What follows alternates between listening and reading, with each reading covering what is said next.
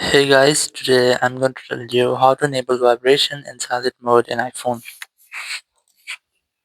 If you are using any iPhone and you want to enable vibration for your silent mode, so let's see how can you do that. You just have to simply open your settings app. Now in settings, just scroll down and look for the accessibility section. Select that. Further scroll down and you'll get the option of touch. You just have to select this touch option and here just scroll down and you'll get setting of vibration.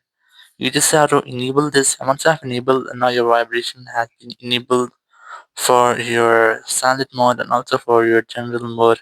You just have to simply go back and here just go to sounds and haptics and here just select haptics and you just have to select play in silent mode. If you want to enable a vibration only for your silent mode, you have to select this toggle here.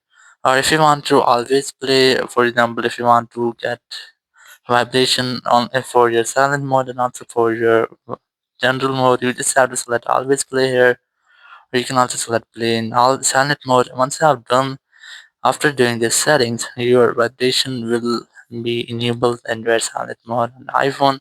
Thank you very much for watching the video. Until next video, bye bye.